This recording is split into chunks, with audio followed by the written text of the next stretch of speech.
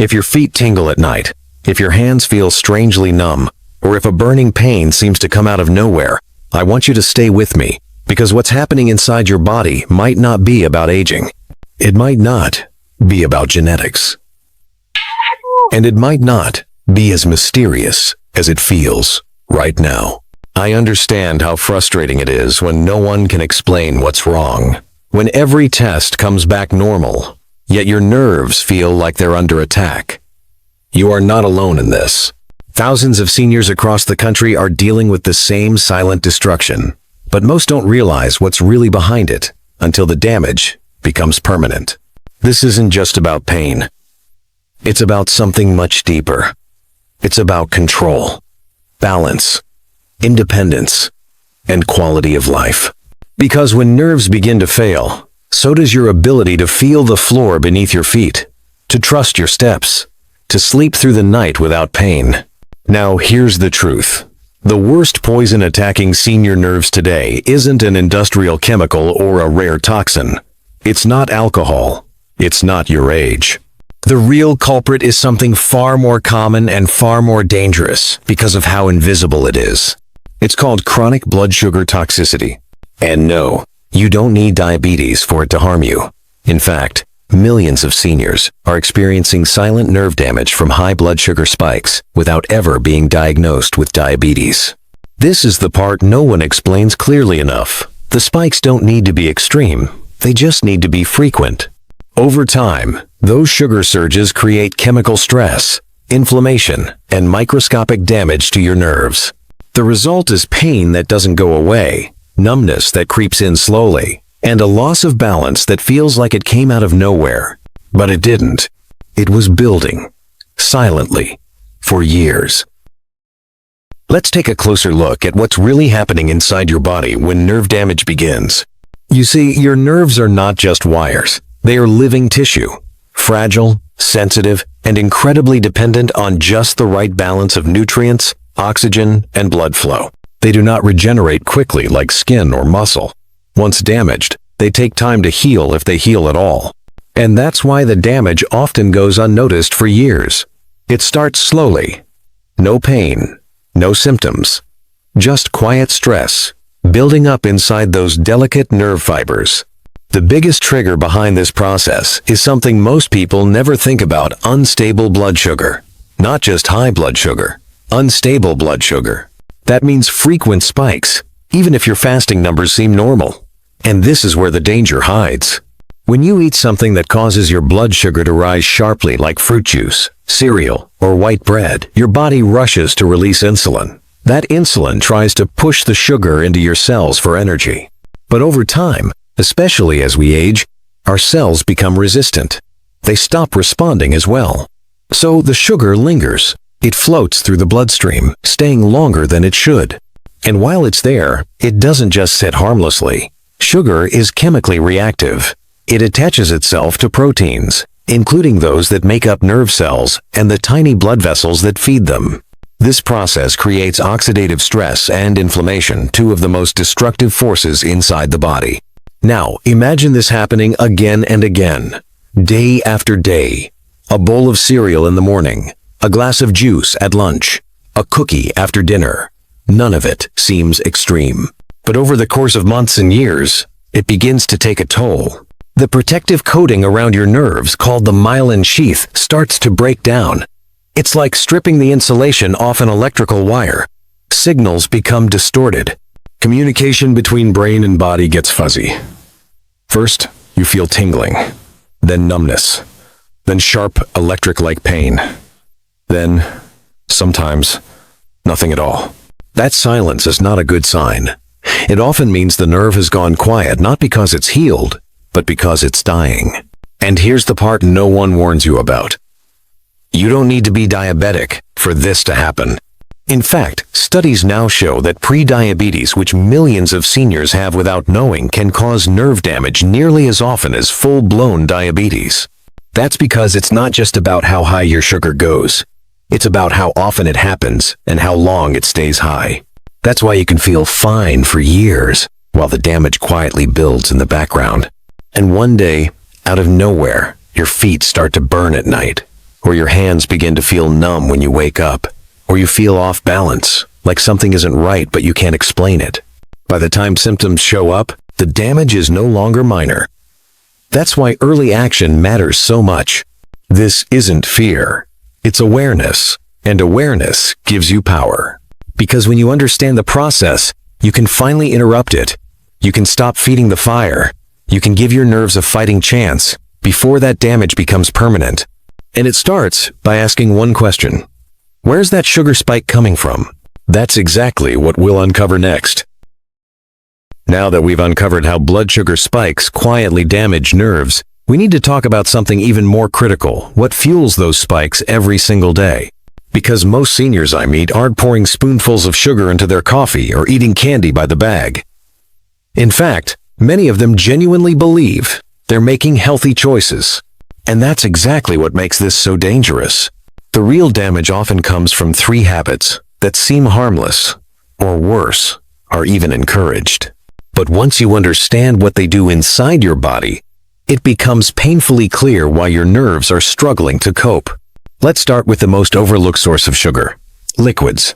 Juice, flavored coffee drinks, sports drinks, sweetened teas, even so-called healthy smoothies. These liquids hit your bloodstream faster than almost anything else. Why? Because there's no fiber to slow them down. When you drink juice, even 100% natural juice, it's like pouring sugar directly into your blood. No buffer, no delay. And here's what makes it worse. Liquids are often consumed on an empty stomach. That means there's nothing in your system to slow the sugar surge. Within minutes, your blood sugar skyrockets. That sudden spike floods your nerves with inflammatory chemicals. Do that once, and your body handles it. Do it every day, and your nerves begin to fray from the inside out. Next is something even more common: eating refined carbohydrates alone. Toast, crackers, rice, pasta, breakfast cereal. These foods aren't sweet, but your body turns them into sugar almost instantly. And when they're eaten without any protein or fat, that conversion happens even faster. So, a seemingly light snack, like a rice cake or a few crackers, can create a spike strong enough to harm your nerves, especially when it's repeated day after day. The danger isn't just the food, it's the context. Carbohydrates by themselves are like open flames. Without the presence of protein or healthy fat to stabilize the fire, they burn too hot and too fast. Your blood sugar rises sharply. Insulin rushes in. And if your system is already sensitive, those nerves take the hit. Then comes the third habit: constant snacking. It sounds innocent enough. A few bites here and there to keep your energy up. But when you're eating every couple of hours, your insulin never gets a break. And neither do your nerves. They stay in a heightened state, surrounded by sugar, inflamed and vulnerable. Over time, this constant state of alert wears them down. Like a machine that's always running, they begin to fail earlier than they should. Now, here's something that's rarely talked about. Most seniors are told to snack often to keep their strength up or to prevent blood sugar crashes. But in reality, constant eating, especially carb-heavy snacks, creates the very instability that damages nerves in the first place. Nerves thrive on stability. They need calm, consistent fuel, not chaos. So, when you start your morning with juice, follow it with cereal or toast, then graze on crackers or fruit throughout the day, you're unknowingly putting your nerves through a chemical roller coaster. And while none of these things feel extreme on their own, their cumulative effect is what leads to the symptoms we've been talking about: tingling, numbness, burning, imbalance. And because it happens gradually, most people never connect the dots. They blame age, or assume it's circulation, or just bad luck. But now, you know better. These aren't random changes. They are responses to a pattern your body has been trying to adapt to for years. The good news? These are patterns you can change. But before we talk about what to do, there's one more silent threat we need to address. A threat that hides not in your diet, but in your medicine cabinet. Because sometimes, even when you're eating right, your nerves may still be under attack from something you trust. And that's where we're heading next. So far, we've talked about sugar, about what we eat and how our habits impact our nerves. But now we need to look in a different direction. The medications we take every day. Because for many seniors, nerve pain doesn't just come from food. It comes from slow, hidden deficiencies that build quietly over time. And in many cases, those deficiencies are made worse, sometimes unintentionally, by the very medications prescribed to protect us. Let's talk about one of the most important nutrients for nerve health, vitamin B12. This vitamin plays a critical role in maintaining the protective sheath that surrounds each nerve. Without it, that sheath begins to break down, and when that happens, nerves become fragile, exposed, and more likely to misfire. That's when symptoms like tingling, numbness, and burning begin to appear. Now, here's the part that surprises many people. B12 deficiency is incredibly common among older adults, even those who eat well. Why? Because as we age, our ability to absorb B12 naturally declines. And when you add in certain medications, especially acid blockers, diabetes medications, and even cholesterol-lowering drugs, the absorption problem gets worse. These medications can interfere with the way your stomach and small intestine process nutrients.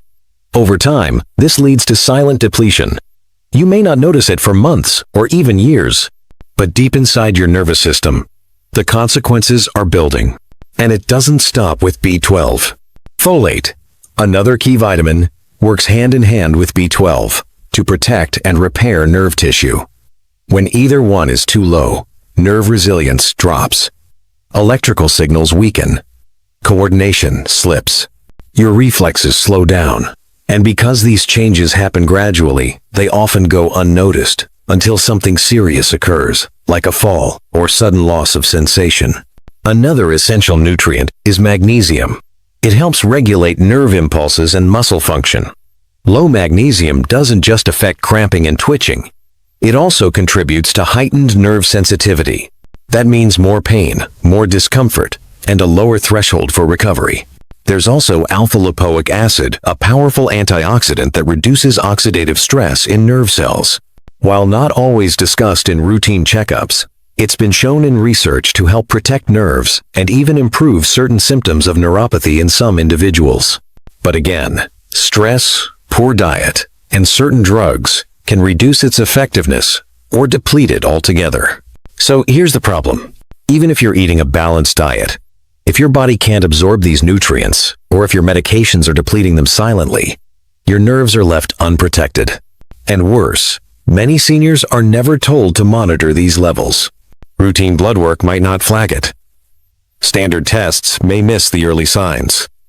So the damage continues, unnoticed and untreated, until it becomes irreversible. This is not to say that medications are bad. Many of them are essential. They save lives, manage serious conditions, and help people live longer. But they are not without consequences. And when it comes to nerve health, those consequences can be serious if left unchecked. What I want you to take from this is not fear, but awareness. If you've been taking the same medications for years, especially those that affect stomach acid, blood sugar, or cholesterol, it's worth asking your doctor a few key questions. Have your B12 levels ever been tested? What about folate or magnesium? Are there nutritional gaps these medications might be creating? You don't need to stop taking anything, but you do need to understand how it affects the bigger picture. Because once you're aware, you can begin to protect yourself. You can give your nerves what they need to stand a fighting chance.